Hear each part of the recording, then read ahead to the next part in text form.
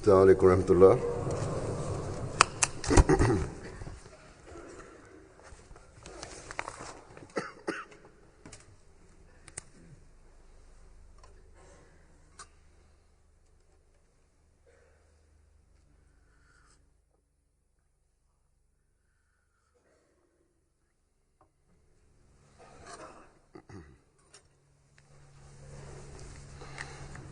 أشهد أن لا إله إلا الله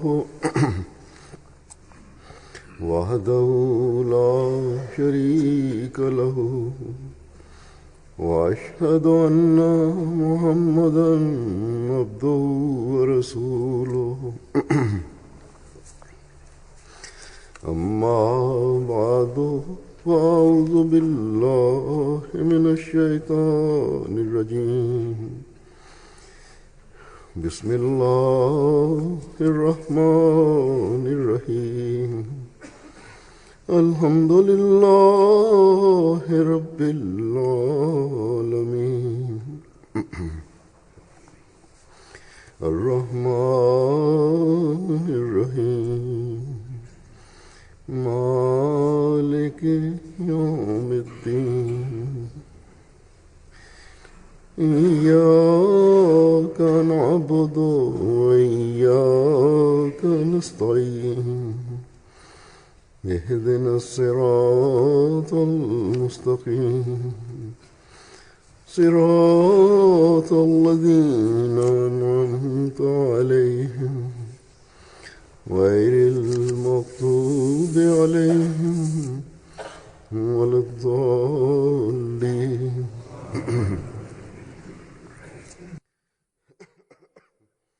Pada hari ini, Jalsah Bangladesh dimulai.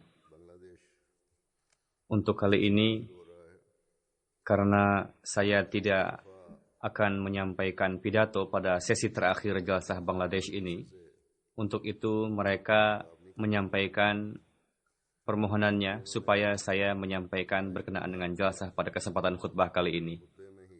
Dengan karunia Allah Ta'ala, Jemaat Bangladesh adalah jemaat yang sangat mukhlis. Bangladesh adalah negara yang beberapa Ahmadinya telah memberikan pengorbanan jiwa sampai 12 atau 13 orang yang telah disyahidkan di sana. Mereka bertahan dari segala penderitaan dan sampai saat ini itu terus berlangsung. Namun Ahmadiyah dan keyakinan mereka kepada Islam yang hakiki dengan karunia Allah Ta'ala sangat kokoh di dalam diri mereka. Semoga Allah Ta'ala senantiasa meningkatkan keimanan dan keyakinan mereka. Amin. Begitu juga di Sierra Leone, dimulai Jalsah Salanah sejak hari ini. Di sana pun, karena musim yang kurang baik, mereka pun mendapatkan beberapa permasalahan dan mereka menyampaikan permohonan doa supaya jalsahnya diberkati dan lancar insyaallah ta'ala. Kita hendaknya senantiasa ingat bahwa untuk tujuan apa jalsah itu didirikan, diselenggarakan, semoga kita menjadi orang-orang yang memahami apa yang menjadi ruh dari jalsah tersebut dan dapat meraihnya terlepas di negara manapun jalsah itu dilaksanakan, di Afrika, di Sierra Leone, dan dimanapun. Apa yang menjadi tujuan jalsah? Tujuan jalsah adalah sebagaimana yang telah dijelaskan oleh Hadrat Masih Maud alaihissalam dalam berbagai kesempatan berkenaan dengan jalsah. Saya berharap supaya pada kesempatan pembukaan jalsah, jemaat Bangladesh maupun Sierra Leone telah mendengarkan apa yang menjadi tujuan dari Jalsah Salanah tersebut. Kutipan sabda Hadrat Masih Maud alaihissalam tersebut. Setiap Ahmadi di seluruh dunia, setiap saat harus memperhatikan tujuan tersebut, karena bukanlah hanya terbatas sama 3 hari jalsah ini saja, melainkan setiap Ahmadi Muslim, bahkan ini menjadi tujuan bagi setiap Ahmadi Muslim dimanapun berada sampai akhir hayat mereka. Dan kita harus senantiasa memperhatikan tujuan-tujuan tersebut. Hadrat Masih Maud alaihi salam bersabda bahwa tujuan dari jalsah salah satunya adalah untuk menciptakan zuhud dan ketakwaan. Ini bukan hal yang sementara, melainkan abadi. Lalu kedatangan di jalsah, kehadiran di jalsah, semoga menjadi pengetahuan,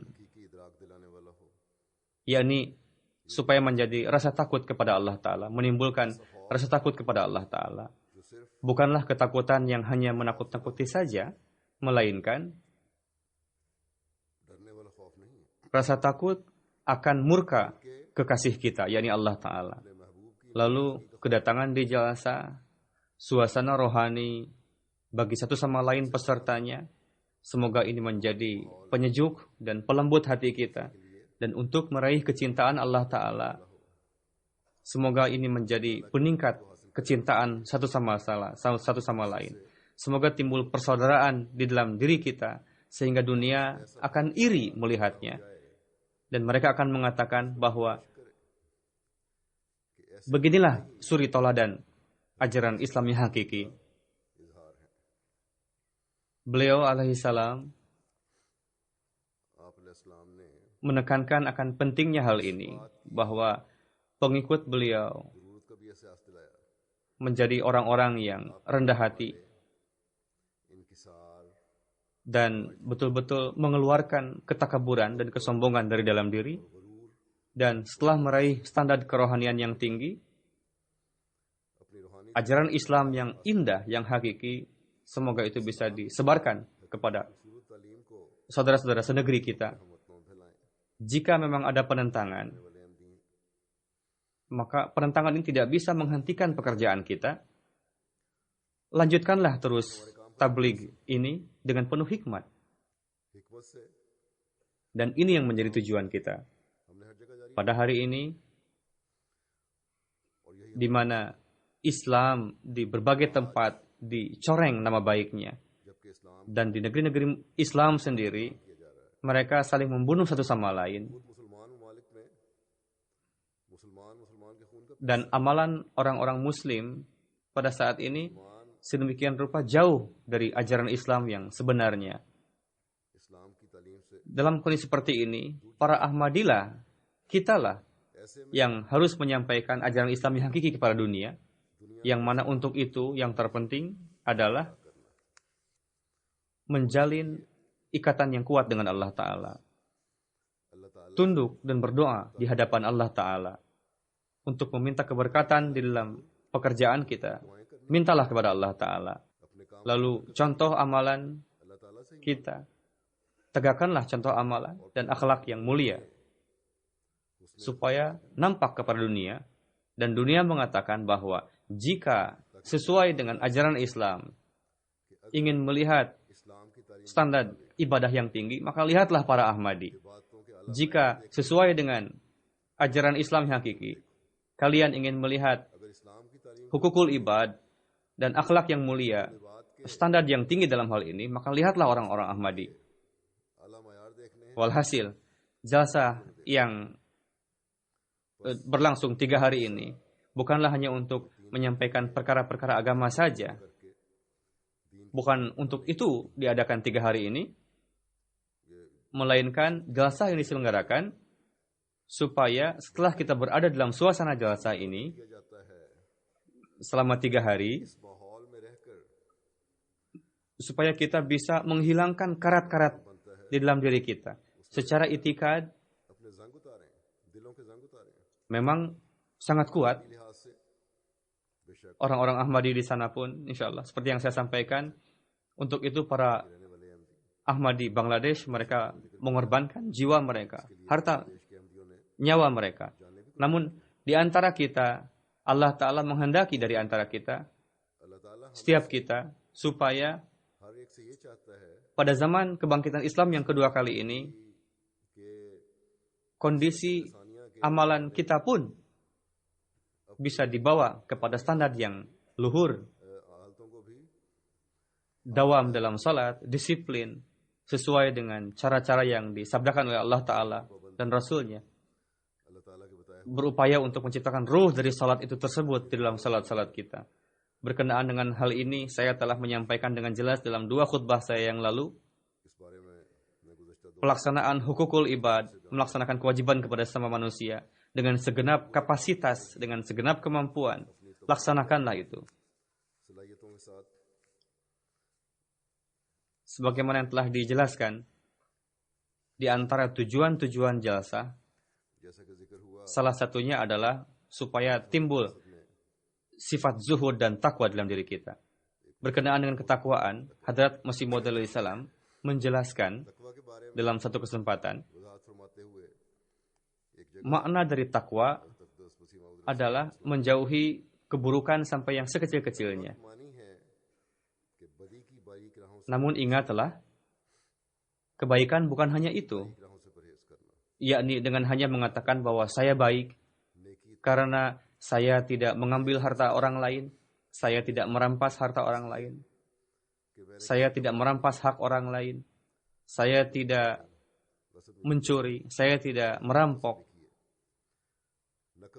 saya tidak memandang dengan pandangan buruk, saya tidak berzina. Kebaikan yang seperti itu dalam pandangan orang yang bijak layak untuk ditertawakan. Itu bukanlah kebaikan. Itu melainkan olok-olokan. Karena jika dia memang terjerumus dalam keburukan tersebut, dia melakukan pencurian, perzinaan, maka dia akan mendapatkan hukuman. Jadi bukanlah kebaikan yang layak dipuji di pandangan orang yang bijak. Kebaikan yang hakiki adalah mengkhidmati sesama umat manusia dan dengan kesetiaan yang sempurna itu di hadapan Allah Ta'ala, dan siap untuk memberikan jiwa di jalan Allah Ta'ala. Untuk itu difirmankan, innallaha ma'al ladzina taqaw wal ladzina hum muhsinun.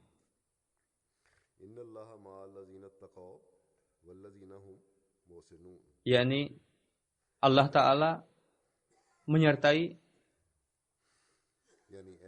orang-orang yang menjauhi keburukan, dan bersama dengan itu dia melakukan kebaikan-kebaikan. Bersabda, ingatlah dengan baik bahwa menjauhi keburukan saja bukanlah hal yang perlu dipuji, yang luar biasa, sebelum dia melakukan kebaikan-kebaikan. Banyak sekali orang-orang yang dia tidak pernah berzina, dia tidak pernah membunuh, dia tidak pernah mencuri, dia tidak pernah merampok, meskipun namun dia tidak pernah memperlihatkan kesetiaan kepada Allah Ta'ala. Memang dia tidak melakukan dosa, pelanggaran, namun dia tidak pernah memperlihatkan contoh kesetiaan yang layak dipuji kepada Allah Ta'ala. Atau dia tidak mengkhidmati kemanusiaan. Dan untuk itu, bukanlah kebaikan. Jadi, jahillah orang yang memasukkan hal tersebut kepada orang-orang yang baik. Karena itu merupakan akhlak yang buruk. Dengan hanya berpikir seperti itu, tidak ada orang yang menjadi wali. Jadi, orang yang melakukan perbuatan buruk, dia yang mencuri, yang berkhianat, yang mengambil uang suap, memang dia mendapatkan hukuman dari Allah Ta'ala. Terkadang dia dapat mendapatkan hukuman di dunia ini juga. Dia tidak mati sebelum dia mendapatkan hukuman. Ingatlah bahwa dengan hanya begitu saja bukanlah kebaikan.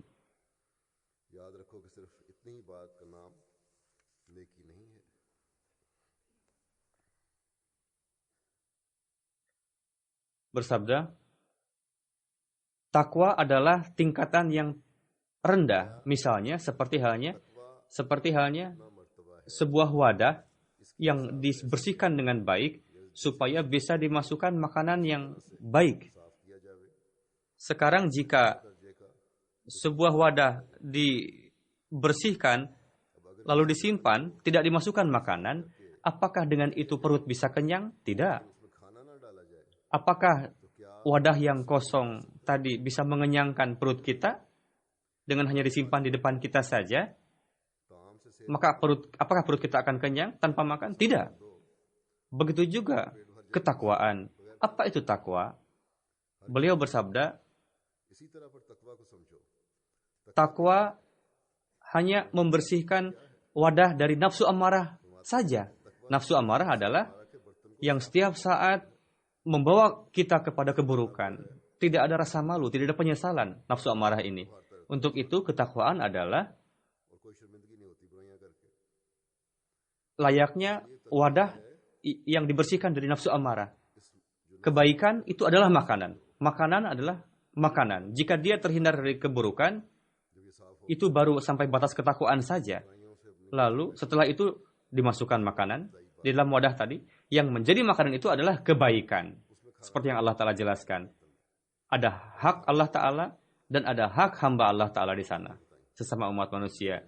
Jadi kebaikan itu adalah makanan yang bisa memberikan kekuatan kepada tubuh dan menjadikan manusia mampu untuk melakukan amalan baik karenanya. Jika melakukan kebaikan dan berupaya untuk itu, seberapa kekuatan insan yang Allah Ta'ala berikan, kuatkanlah itu, supaya kita bisa melaksanakan kewajiban kepada Allah Ta'ala dan bisa melaksanakan kewajiban kepada sesama manusia juga. Dari itu kita bisa mengamalkan perbuatan baik dan kita bisa mendapatkan kurub ilahi pada tahapan yang tertinggi. Jika dua hal ini ada, kebaikan juga dilakukan, maka standar ketakwaan pun akan meningkat, lalu akan meraih kurub ilahi, kedekatan kepada Allah Ta'ala. Bagi seorang muslim yang hakiki, ini sangatlah penting. Yang sangat penting adalah ibadah. Berkenaan dengan hal ini, yakni apa itu doa? Apa itu ibadah? Apakah ibadah dan doa bisa memperlihatkan mukjizat? Dan bagaimana kita harus melakukan kedua hal tersebut? Dan seperti apa prakteknya?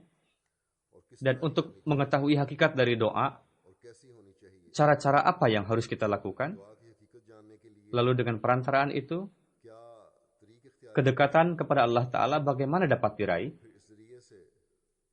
Lalu apa peranan salat dalam hal ini?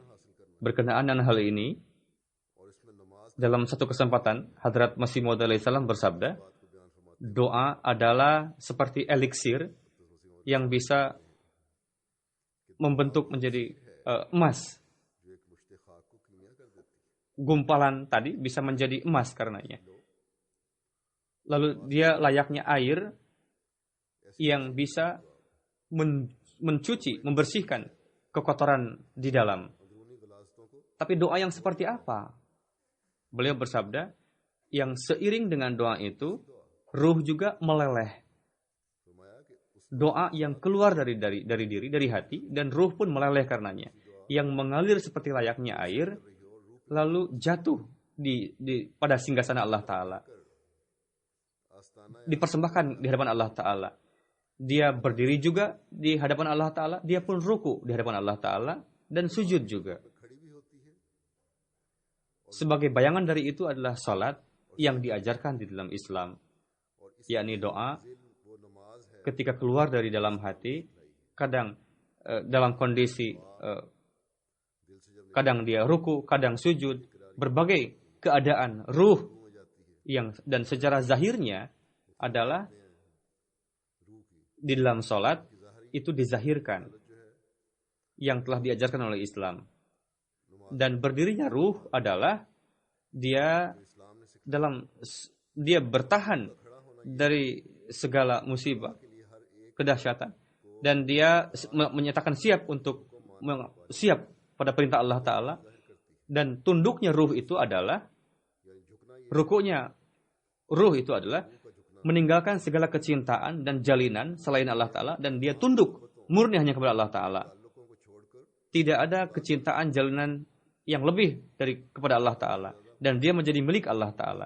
Sedangkan sujudnya adalah dia jatuh di singgasana Allah Ta'ala dan betul-betul dia menghapus dirinya sendiri dia tidak menjadi manusia lagi, melainkan dia menjadi milik Allah Ta'ala. Itulah salat yang dapat mempertemukan kita dengan Allah Ta'ala. Jika kita ingin mengetahui apa hakikat salat, maka itulah salat yang dengannya Tuhan dapat diraih. Orang mengatakan, saya sudah salat banyak-banyak tapi tidak dapat Allah Ta'ala. Itulah syaratnya. Jadi syariat Islami memperlihatkan gambaran itu dalam salat biasa, supaya salat jasmani menjadi penggerak seperti halnya salat rohani, karena Allah Ta'ala menciptakan bentuk manusia itu sehingga ruh itu berdampak kepada jisim, dan begitu juga jisim berdampak kepada ruh.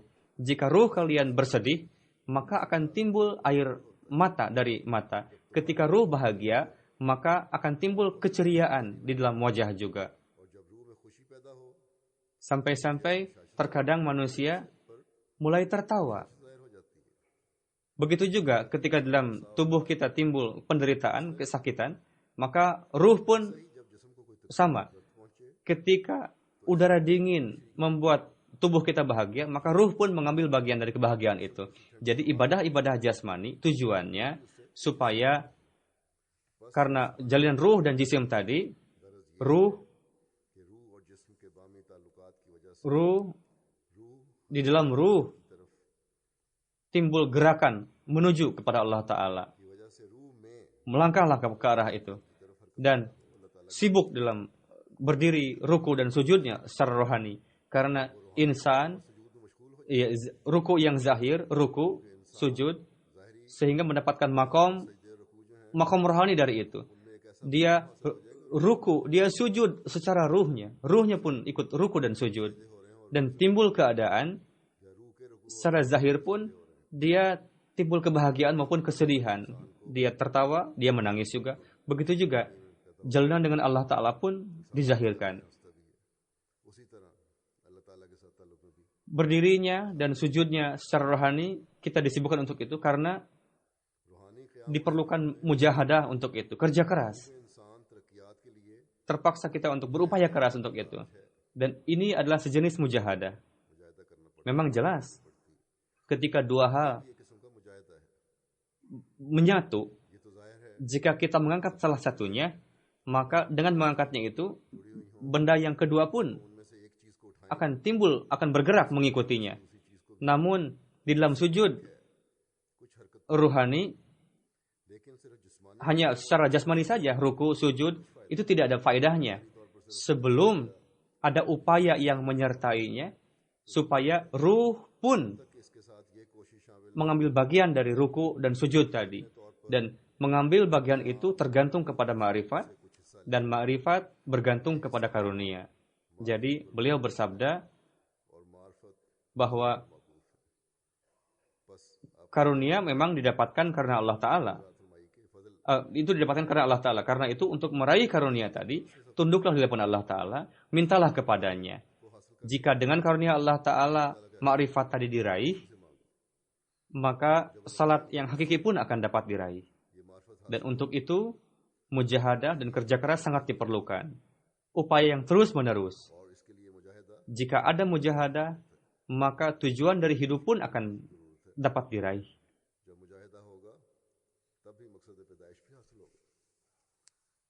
Pelaksanaan ibadah yang hakiki dan ketakwaan dapat diraih secara sempurna. Yakni ada dua hal. Kewajiban kepada Allah Ta'ala dan kewajiban kepada hambanya. Dan penyempurnaan ini, penyempurnaan ketakwaan tadi dan ibadah yang hakiki tadi untuk menyempurnakan itu, jika itu akan diraih jika disertai dengan hukukul ibad. Berkenaan dengan hal ini, Hadrat Masih Maud Islam bersabda, yang terpenting dan yang paling rentan adalah kondisi hukukul ibad. Orang-orang sholat, orang-orang datang ke masjid, orang-orang membayar canda. Terkadang dia pun mengorbankan jiwa, namun terkadang dalam berbagai dia sulit untuk melaksanakan kewajiban kepada hambanya, hukukul ibad. Jadi yang tersulit adalah hukukul ibad, karena setiap saat itu berlaku. Setiap saat musibah datang kepadanya, musibah itu. Jadi hendaknya kita dengan penuh kehati-hatian melaksanakan pada tahapan itu. Saya yakin bahwa janganlah melakukan kezaliman kepada musuh sampai melampaui batas. Sebagian orang berkeinginan supaya sebisa mungkin untuk bisa menimpakan kerugian kepada musuh. Sampai-sampai dia tidak peduli dengan perbuatan yang jaiz maupun yang tidak jaiz. Dia melontarkan tuduhan yang palsu kepada musuh terkadang. Dia mengada-adakan kedustaan atas nama musuh. Lalu dia menggibat musuh dan memprovokasi orang lain supaya menyerang musuh kita.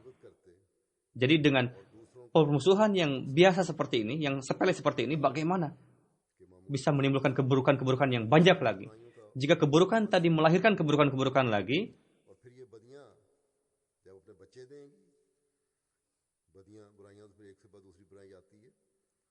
jika keburukan tadi menciptakan keburukan lain, sampai di mana lagi keburukan tadi akan Saya katakan dengan sejujurnya bahwa janganlah menganggap seseorang itu sebagai musuh pribadi. Dan tinggalkanlah untuk, jika Allah Ta'ala menyertai kalian dan kalian menjadi milik Allah Ta'ala, maka Allah Ta'ala bisa memasukkan musuh-musuh kalian menjadi khadim kalian. Namun jika kalian memutuskan hubungan dengan Allah Ta'ala dan bersamaan dengan itu dia tidak tersisa lagi hubungan perkawanan dengan Allah Ta'ala, persahabatan dengan Allah Ta'ala, lalu kalian melakukan perbuatan yang bertentangan dengan perintah Allah Ta'ala, lantas siapa musuh yang lebih besar daripada Allah Ta'ala? Manusia bisa terhindar dari permusuhan makhluk, tapi namun jika Allah Ta'ala menjadi musuh kalian, meskipun seluruh makhluk menjadi teman kalian, tidak ada artinya. Untuk itu, kalian harus melakukan cara-cara seperti yang dilakukan oleh para nabi. Karena itu, kalian harus melakukan cara-cara seperti yang diamalkan oleh para nabi. Yang menjadi kehendak Allah Ta'ala adalah jangan sampai ada permusuhan pribadi. Ingatlah dengan baik bahwa manusia akan mendapatkan kemuliaan ketika dia tidak memiliki musuh pribadi. Ya, demi untuk menegakkan kehormatan Rasul, Allah Ta'ala dan Rasulnya, timbul permusuhan terkadang, yakni orang yang tidak menghormati Allah dan Rasulnya, bahkan musuh Allah Ta'ala, maka anggaplah orang seperti itu sebagai musuh kalian. Bukanlah artinya bahwa memang silakan kalian bisa menganggap dia musuh, namun janganlah kalian mengada-adakan kedustaan atas semua orang tersebut, lalu merencanakan makar untuk menghancurkannya. Tidak, melainkan jauhilah orang itu dan serahkanlah kepada Allah Ta'ala. Silahkan. Jika mungkin, berdoalah supaya dia mendapatkan perbaikan, islah. Ya, di musuh tadi. Jangan sampai memulai pertengkaran dengan dia dari diri sendiri. Jadi inilah perkara yang berkenaan dengan tazkiyah nafs, pensucian diri. Dikatakan, beliau menjelaskan berkenaan riwayat Hadrat Ali, suatu ketika Hadrat Ali karramallahu wajhah sedang bertarung dengan lawan beliau, dan beliau bertarung murni karena Allah Ta'ala. Pada suatu ketika, pada akhirnya Hadrat Ali dapat menumbangkan musuh itu dan duduk di dada musuh tadi. Lalu si musuh tadi, si lawan tadi meludahi wajah Hadrat Ali. Lalu Hadrat Ali meninggalkannya, turun dari dadanya. Beliau mengatakan, aku melawan kamu, bertarung dengan kamu karena Allah Ta'ala semata. Namun ketika kamu meludahi wajahku, kata Hadrat Ali, maka lalu hawa nafsuku menjadi emosi. Saya tidak ingin aku membunuh kamu karena hawa nafsuku. Dari itu dapat diketahui dengan jelas bahwa Hadrat Ali tidak menganggap musuh itu sebagai musuh dirinya. Fitrat dan kebiasaan seperti itu ciptakanlah di dalam diri kita.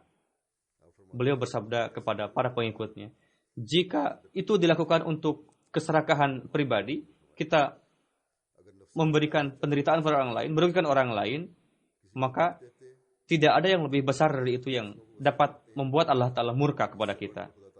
Jadi, karena kekesalan pribadi, janganlah kita melukai orang lain, menyakiti orang lain. Dan dengan musuh Allah Ta'ala dan Rasulnya pun, memang anggaplah musuh, tinggalkanlah orang itu, berdoalah supaya dia mendapatkan islah, dan jawablah serangannya dengan cara-cara yang jaiz, yang diperbolehkan. Bukanlah dengan menganggap buruk setiap perkataannya, lalu dia melakukan penyerangan, perlawanan dengan cara-cara yang tidak baik.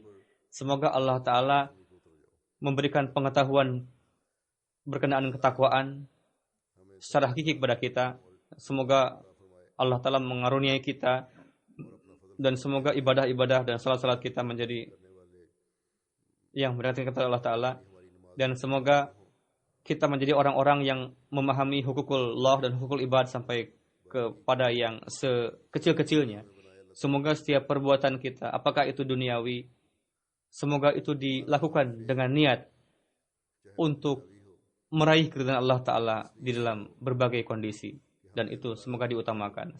Semoga Allah Ta'ala memberikan taufik kepada kita semua. Amin.